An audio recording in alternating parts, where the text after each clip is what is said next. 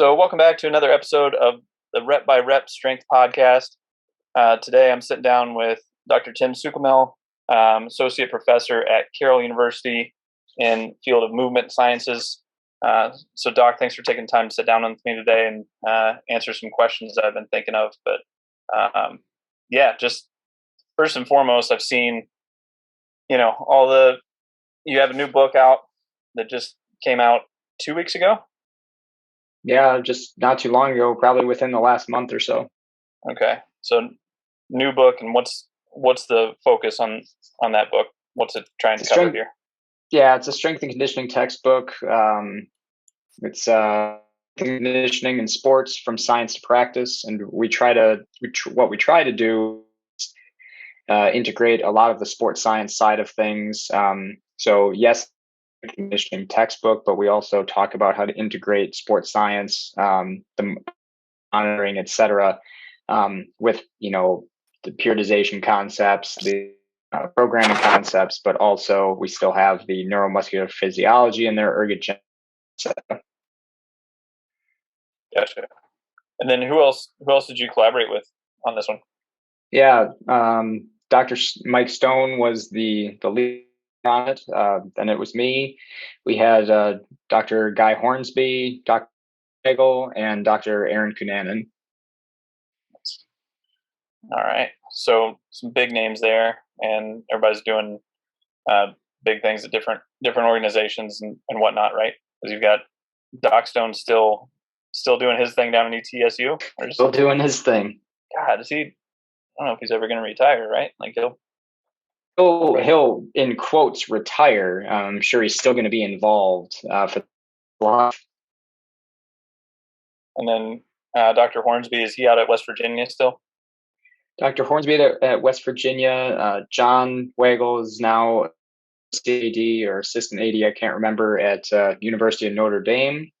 He's performance there. And then Aaron Cunanan, I can't remember his title, but I know the high up in the sports science side of the Cincinnati. Okay. So, I think just so whoever's listening to this has a little bit of context of how you and I know each other is I met you when I was at University of Wisconsin lacrosse, and that was where I was first introduced to what I think most people know you for is Olympic lift variations and how they can be implemented. Can you kind of explain how you got into that, and then how's that evolved over the years? So I did my master's thesis project looking at 3 different variations of a hang clean. We compared the differences in force, velocity, power, what have you, across a spectrum of loads with the hang power clean, the jump shrug, and the hang high pull. Basically, the project was to look at, are there differences between pulling variations and catching variations when it came to instantaneous peak variables, which at the time I didn't really comprehend how much data we actually had. So continuing on with that project, after the first couple papers were published, we looked at it more in a continuous fashion. So we were looking at force time entire force time records, power time records. But then that has spurred into a variety of other things, looking at, we'll call it load acceptance. So the braking side of things after the catch or coming down from the pull, etc., landing with the jump shrug. We also did some collaborations with Dr. Paul Comfort out in University of Salford.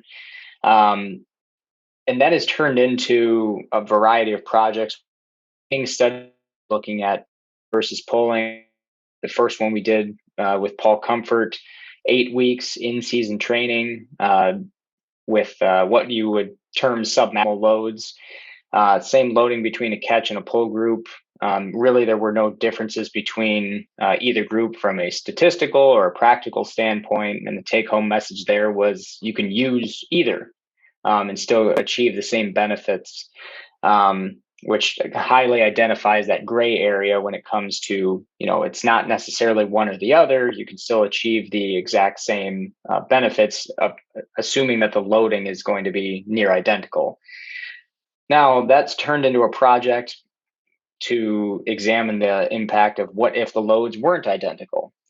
We know with pulling variations that certain variations we can use over 100% of our catching variations. So an example would be something like the pull from the floor, counter movement shrug, hang pull. We've examined loads with a couple of variations upwards to 140% of someone's 1RM. And what we ended up doing was we did a 10-week training study, did a strength endurance block, 3 sets of 10, 4-week strength block, general strength, 3 sets of 5. We did an overreach, we did a taper. And what we did was we still had 2 groups that were catching and pulling biomechanically similar variations. So if it's a power clean from the floor, it's a pull from the floor with the pull group. Then we had a third group that we used phase specific loading with pulling variations. For example, you have pulls from the floor with the pull group, but you had pulls from the floor with the overload group with an additional 20% on the bar. So what you're doing is you're emphasizing the force component of it so that we can basically provide a force overload when we can within specific phases. So within a strength phase, when you really want to emphasize the ceiling of force production using semi-ballistic or ballistic variations, we can use pretty heavy loads and accomplish that. But then on the flip side of things, when we went to a taper, we switched it where we're trying to provide a velocity overload where we're using loads as low as 20% of their 1RM with a really ballistic variation like a jump shrug or a hang high pull, really to emphasize the velocity side of things. So the whole idea was to provide both a force and velocity overload over the course of the entire training study. And what we ended up finding was the limitation of it was that it was only 10 weeks. Now, from a performance standpoint, we saw greater increases in 1RM power clean, sprint, that's 10, 20, and 30 meters, change direction, isometric, mid-thigh pull, peak force, all with this overload group. In terms of jumping performance, it was back and forth between the pull group and the overload group when it came to pulls. But generally speaking, pulls came out on top depending on the variation that we were looking at. Muscle architecture, we have a paper in review right now that looked at some muscle architecture, and there really weren't any differences between each individual group. So basically what that tells us is that the same muscle architecture changes are likely happening between each of the groups. Now, keep in mind, these were the weightlifting variations we were using were not the only things that were programmed. We still squatted, we still benched, we still did overhead variations, we did rows, pull-ups, etc. So we tried to make it a very economical program in the sense that this is something people can use without only doing weightlifting variations.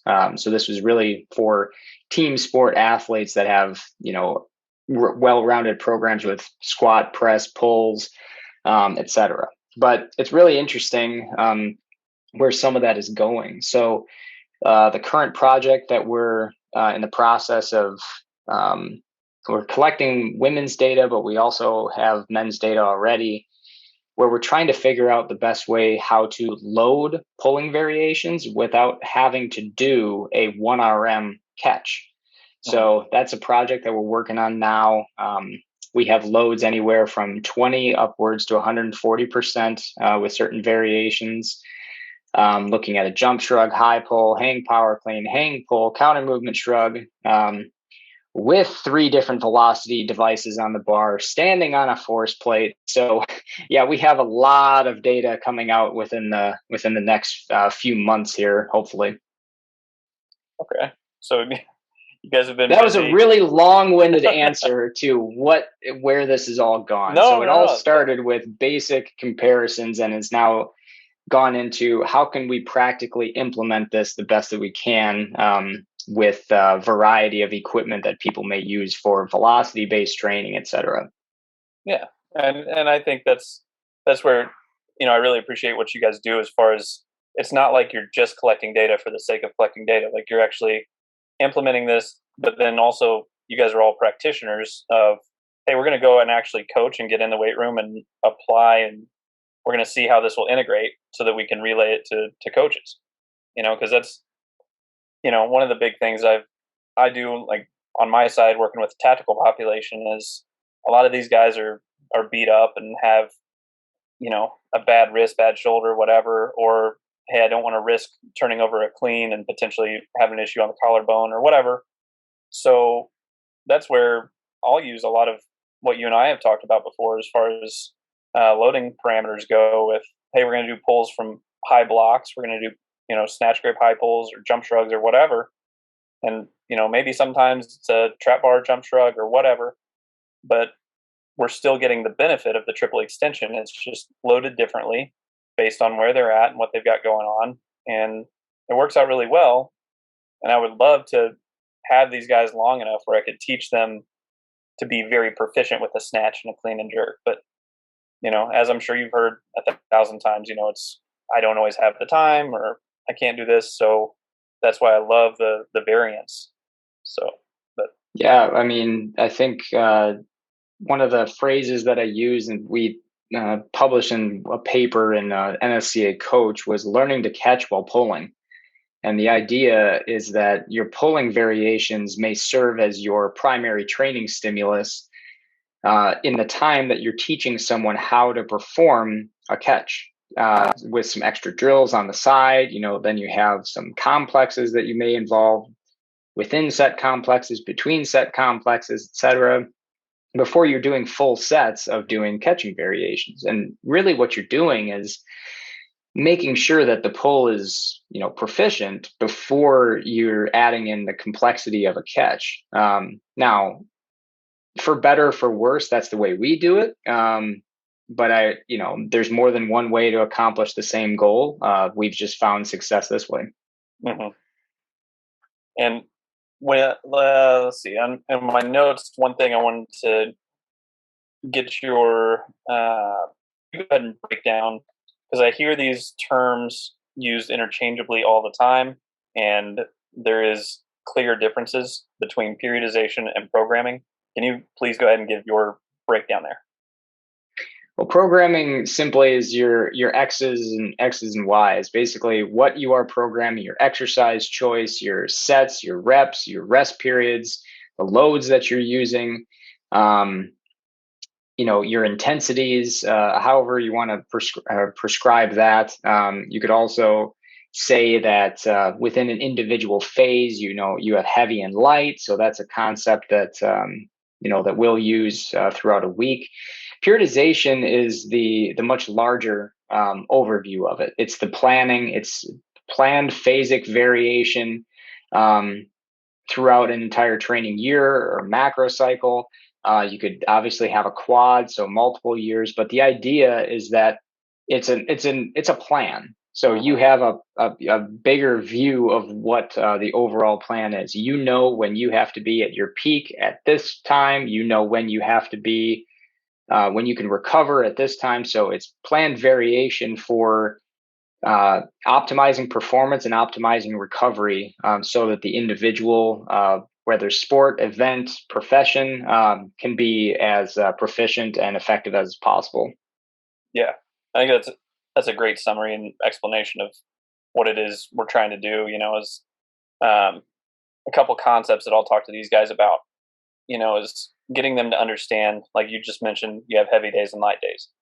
Getting them to understand not every day can be redlined, is the term I use. Of if we look at Bondarchuk and Assurin and saying you've got a point scale, a 1 through 5 point scale, I'll give them the concept of, like, we roughly have 15 to 20 points that we can use within a week, but you can't just stack 4 or 5 point days within a week and expect good things to happen.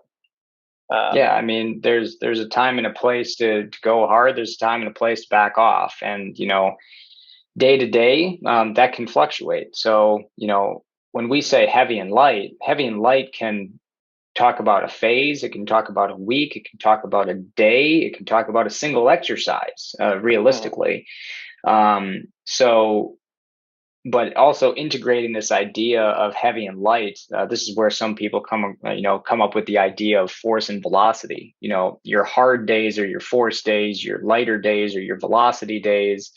But realistically, it comes down to how well that person is moving on that particular day, which is why monitoring is so important.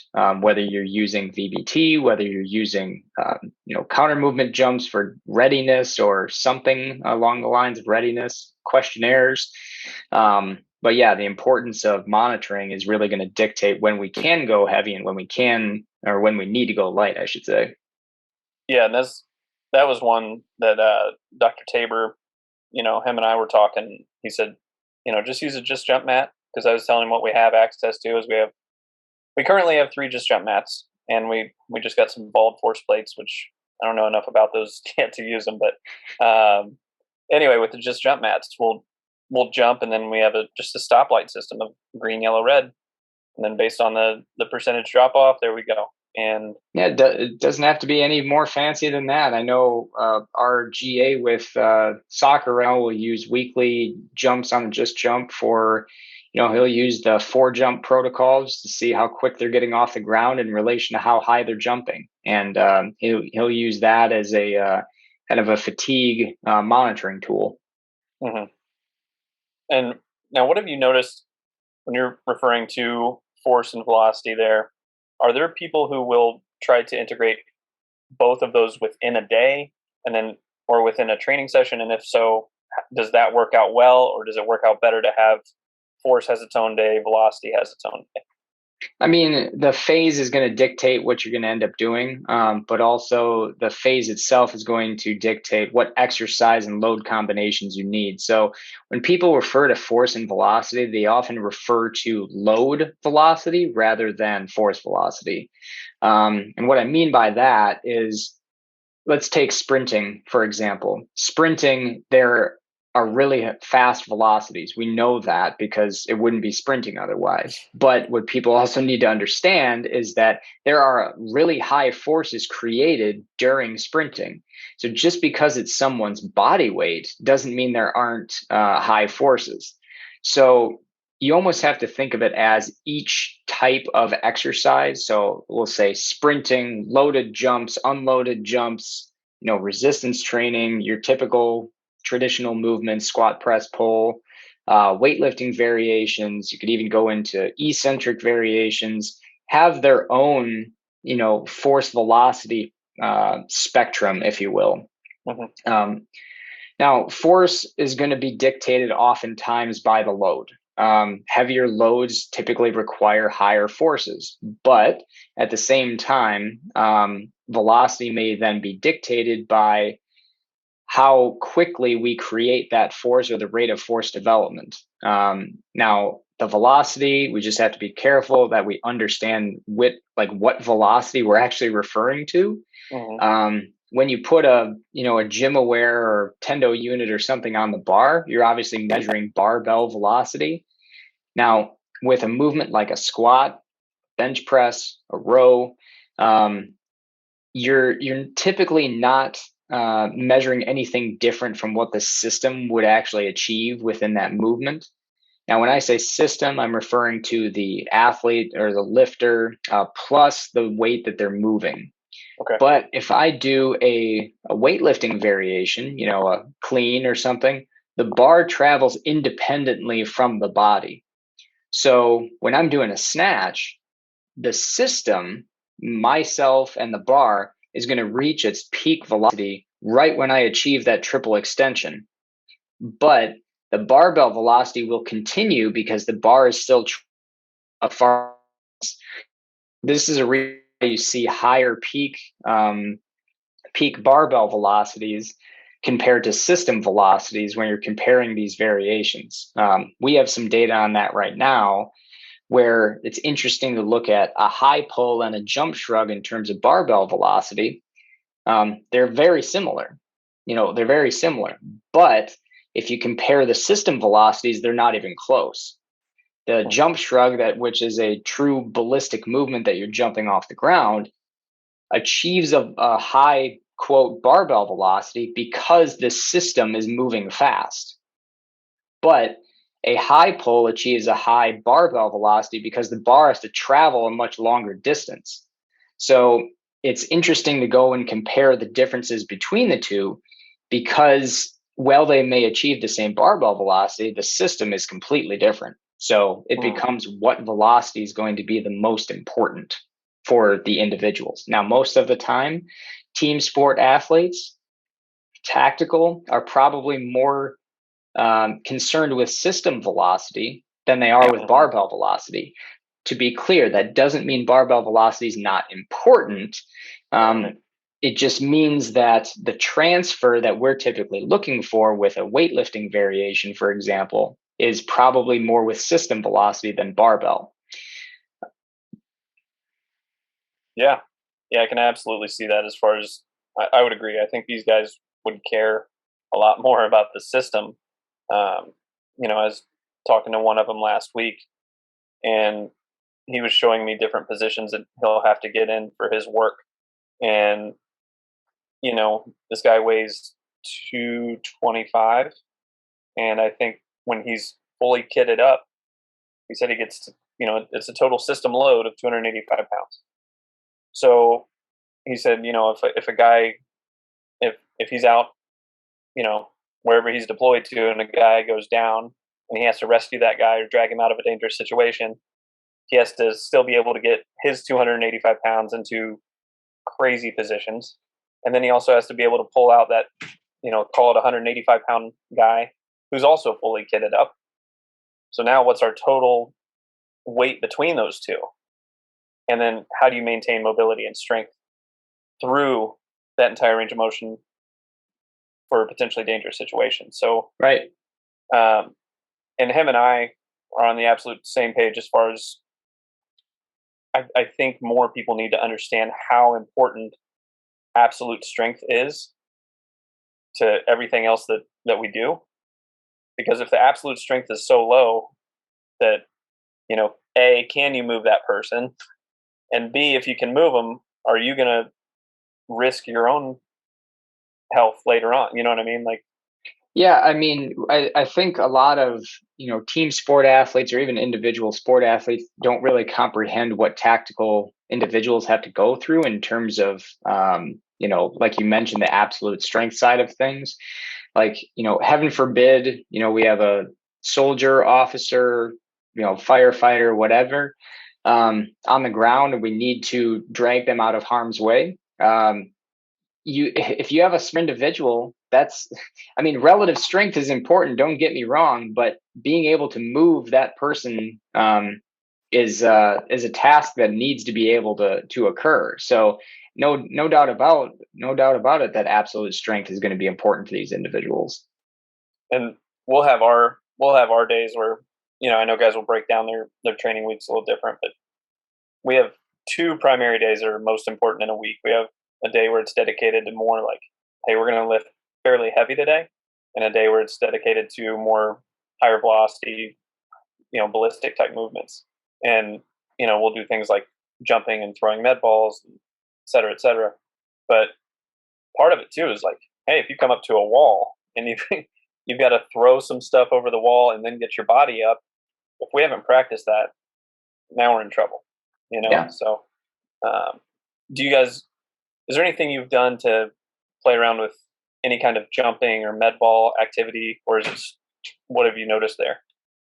I mean, typically when it comes to loaded jumps, unloaded jumps, med ball throws, they're generally going to be faster than our weightlifting variations. Weightlifting variations are certainly fast, but again, this is the constant Twitter battle that it's always out there. Should I use a weightlifting variation or should I use a hex bar jump? The answer is yes. You can use. I mean, seriously, I don't know Yeah, yeah. why. I don't know why we have to be on one side or the other. If you're asking me, I'm going to use both of them because I personally think, and I know from our data that we compared jump shrugs versus hex bar jumps versus jump squats. What we ended up finding is that a jump shrug is going to produce more force at peak power compared to a hex bar jump and a jump squat. So you could make the argument that the velocity achieved by something like a hex bar jump is going to generally be higher than a jump shrug variation, which you could debate is one of the fastest, if not the fastest, weightlifting variation. So it's not an either or for me, it's a win. Mm-hmm. I'm going to use hex bar jumps when I need to achieve a really high velocity. Again, that doesn't mean I'm not doing weightlifting variations at the same time. It's a combination of what I need and when, or I should say, what my athletes need and when. So if I'm in a speed strength phase, I'm like, I need fast exercises. What am I going to use? Well, if I know that they're probably already sprinting, they're probably already doing change of direction stuff. I need a lightly loaded jump that's going to help them move fast. At the same time, in order to maintain high force output, high rate of force development, maybe I'm going to use a jump shrug in addition to that as more of I'll call it a strength speed exercise compared to, more of a speed strength exercise and load combination, which we do with a hex bar. Right. So, So, and to answer your original question, yeah, we that's generally what we see is that loaded jumps, unloaded jumps, med balls are faster. So, than our weightlifting variations. So we will incorporate them on our lighter type days to really emphasize and exploit that velocity that we can get out of them. so for reference here, when you're saying fast, are we talking like 2-3 meters per second? I mean, is that kind of in the So ballpark? yeah, so system velocity of a jump shrug at about 20% of 1 RM. Now I'm basing this off of the men's data. Women's data is a little bit slower. Um, the highest that we've seen, 20%, 0%, and that was just with a PVC pipe. Well, we'll see system velocities of like 2.6 Okay. meters per second on a jump shrug. Um, Again, we've had people achieve 2.8, I think was the highest that we had with that individual. That was a former sprinter. Okay. But with a hex bar at 0 to 20, we're nearing right around 3 meters per second. Okay. So we're certainly a little bit higher. I think the peak that we had on that was probably 3.1. But I'd have to go back and examine more. But generally speaking, the you're looking at probably about 2.2 meters per second on the peak side of things, um, and velocity at peak power compared to something like a jump shrug. Okay. And just for context, so people can understand the reference here, what do you, and I know it'll break down like if we're talking like absolute versus strength, speed strength, etc. But let's just say like an absolute strength squat, how slow is that going to move relative? Is that going to be zero point 0.5 meters per second or zero point Yeah, 0.3? so yeah, I mean, you can get power lifters. I had someone do a 1 RM back squat where they're now this is mean velocity. Mean velocity, they were moving like 0.17 meters per second. Okay. Now their peak is obviously higher than that. So you're going to be, zero point 0.3, a little, zero point 0.5, depending on kind of how they pop at the top. And once they get Mm-hmm. through that stick point, but yeah, mean velocity of a back squat, the lowest I've seen was, I think it was 0.15, 0.17 meters per second.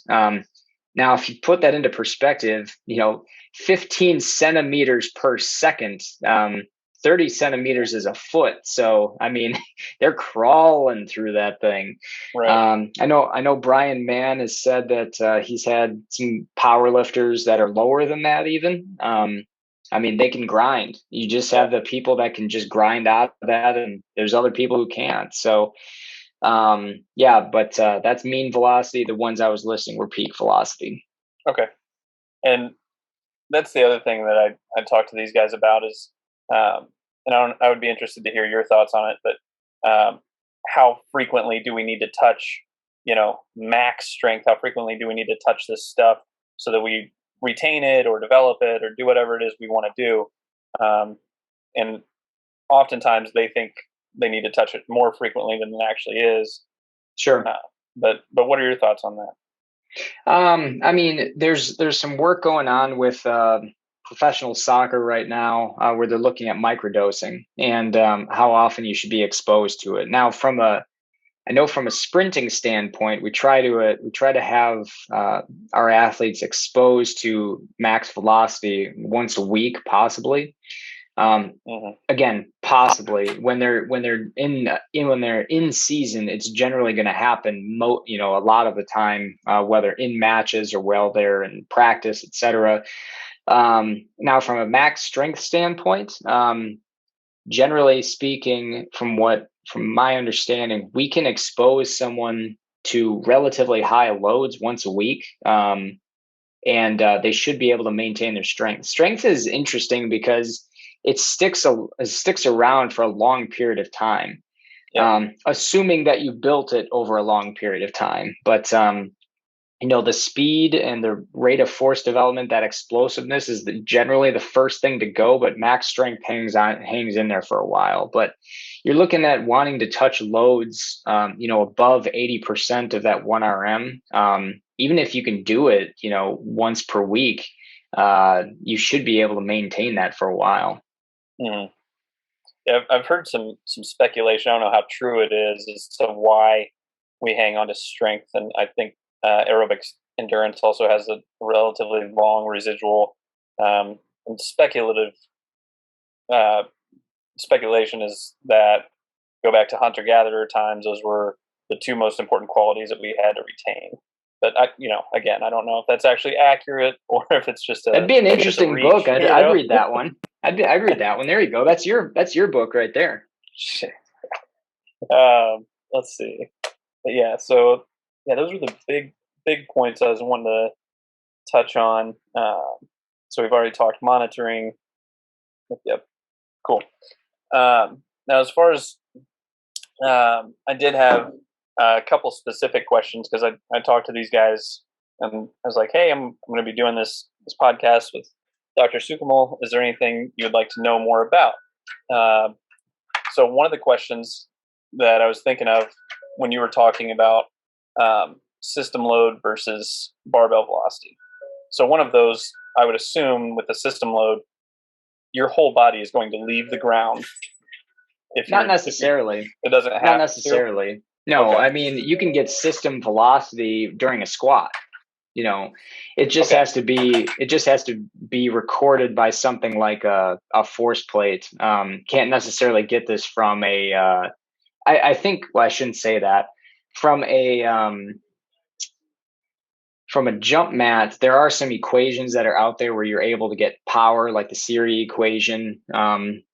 But there's obviously some corrections that need to be done with that just to make sure it's not overestimating. I've seen some kind of ridiculous power outputs from that equation sometimes, and I'm like, that's not even humanly possible. And here you have Joe Schmo doing a jump.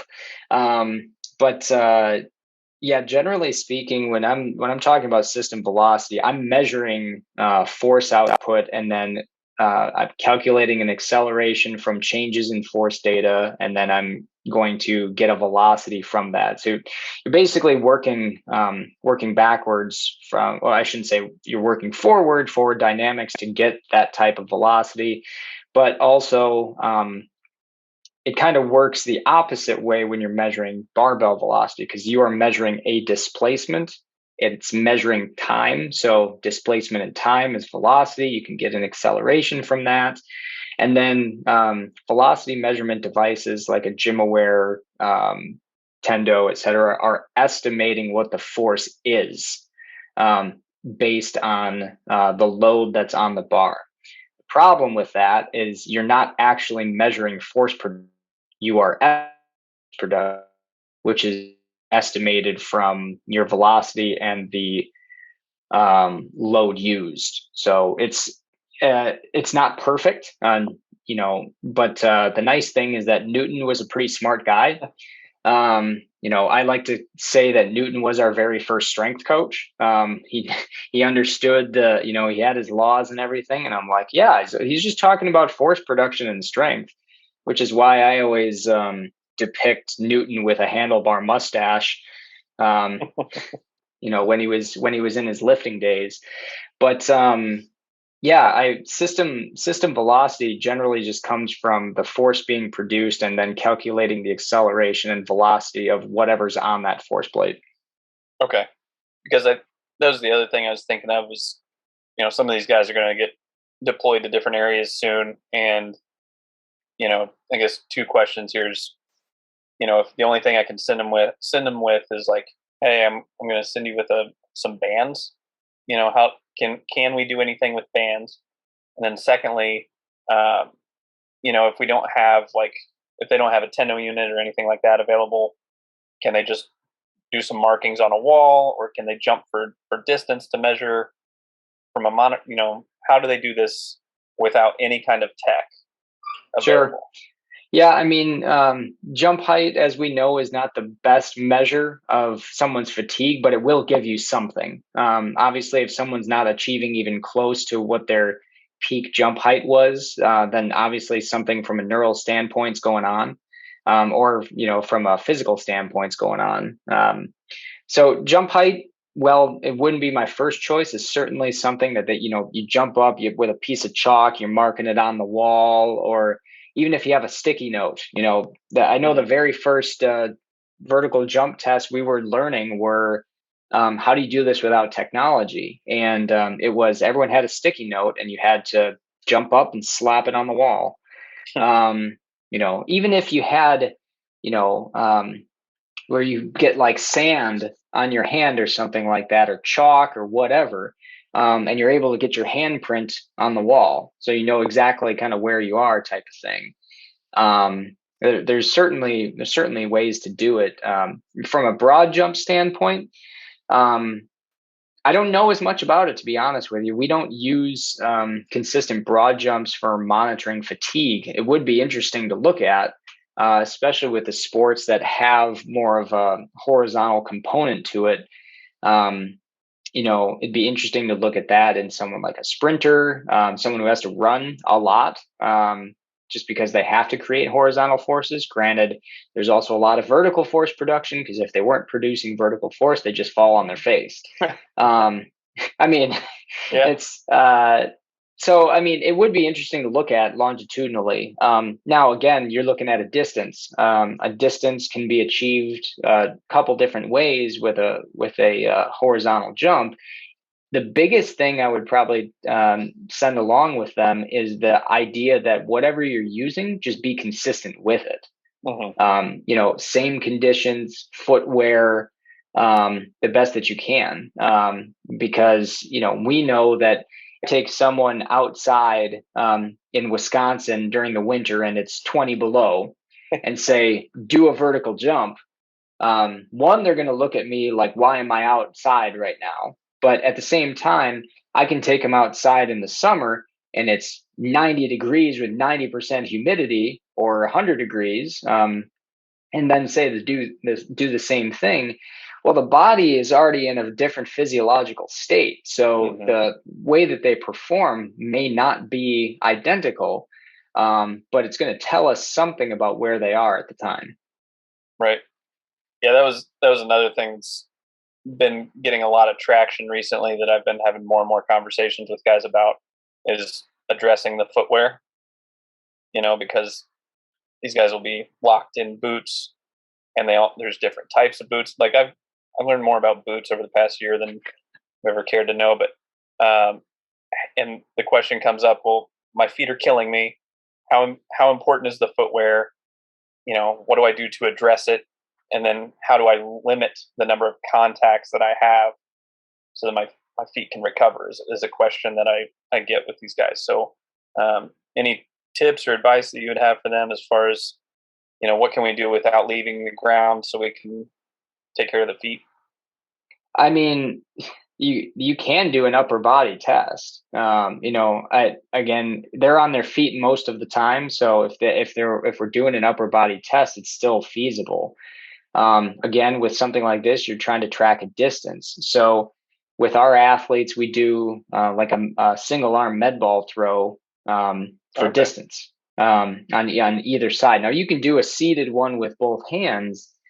So I mean, it'll probably give you a better idea of their overall system. But again, being strict on how they're performing it, when they're doing a seated med ball throw, making sure that their back is all the way up against a wall, because if they throw it out and they're leaning forward while they do it, Mm. it's obviously modifying the test. Now, other things, where they won't necessarily have to leave the ground is they may leave the ground a little bit, but even if you still have a med ball or some people use just a stone or a rock that they know approximately how heavy it is, where they're doing an overhead, an overhead shot throw basically, or an underhand shot throw just for distance again. um, you know, again, it's not ideal. But again, most of the conditions that they're in aren't ideal. Right. But again, the biggest thing I would probably emphasize with it is just consistency. Mm. When you look at this condition one time, you need to measure in that condition the best you can every time. Because otherwise you're not being able to compare the two measurements. Yeah, that's one aspect that we will train a lot of is effectively we'll have a day that is odd object, and you know one side might be loaded differently than the other side, because in our weight room it's nice when we're inside and we have calibrated weights and we know everything weighs the same. But what happens when they head out in the field and they have to be put in positions to change, and then they're under load and it's all different, so doing what we can to prepare them that way, so. Just saw a picture recently come across social media of a soldier in a full squat, which was the shooting position, and I was just like, I wonder how many. And again, I don't know. They may still teach that shooting position in one time or another, but yeah, full squat, flat feet on the ground. Knees are up to the guy's armpits, Yeah. but he's still in a shooting position. So, yeah, it's interesting how things change year to year. Training practices obviously, hopefully, improve based on what we've learned previously. But yeah, consistency is the big thing. Whether it's training, whether it's monitoring, just trying to create the optimal conditions the best we can. Yeah, 100%. That was and a few weeks ago I was down in Texas at their special warfare development area, and some things. The amount of data that they're taking in now is crazy. I mean, they have people who are data collection specialists, and then the team gets together and they discuss and be like, okay, what are we going to do now that we've collected this data? So I got to see the guys, with some straps that they had on their side, measuring their heart rate while they're in the water, and another group was doing recovery type cardio day, and they all had straps put on their side, and then they would collect that data at the end of the day. And uh, so seeing their heart rates while they're doing, you know, they have to keep their hands out of the water and they have to tread. And Hmm. I'm over there hanging with the data guy, and I'm watching their heart rates just get to about 90 to 95% max heart rate, and they monitor it. Hey, we're gonna do 4 to 5 of these. Good luck. And the other thing that they're finally um, getting more attention to is sleep from the recovery standpoint. Um, so making I need to sure that do these that. guys, yeah, I mean, I do what I can. Like I've got these blue light filter glasses and a blue light filter on my computer and all this stuff. But yeah, I mean, is there anything that we haven't heard or that you're finding out new that could help these guys out as far as sleep and recovery goes? Sleep and recovery, it's admittedly it's not my realm, and unfortunately my practices when it comes to sleep are very poor. um, you know But there's more and more data out there. Obviously, the more sleep someone can get, the more effective they'll be the following day, the following week. The accumulation of a lack of sleep, which is kind of an oxymoron if you think about it.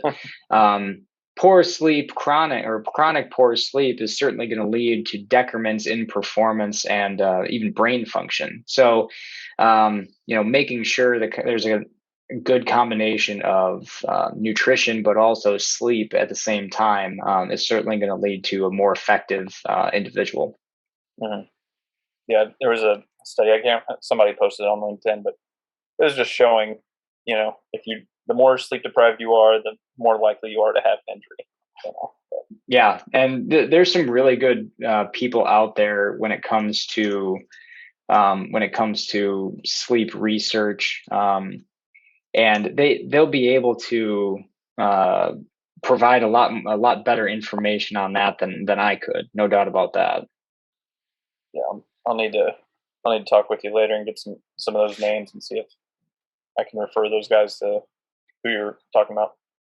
Yeah, I'm trying to. Her name is escaping me right now, but I just met her at a conference at Notre Dame. But yeah, we can certainly chat. I'll make sure that I'll get the name to you.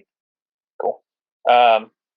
Yeah, thank you very much for your time. I think that covers about all the stuff that I was wanting to pick your brain about and discuss. Yeah, as far as I think that's one of the awesome things that you do. As far as you're pretty accessible on social media from what I've seen, especially on Twitter, and then putting out good stuff on Instagram. But where can people reach out more to get more information from you, and definitely plug your what other stuff you're working on, like your book and anything else you've got coming up, because I know a lot of guys will want to follow this.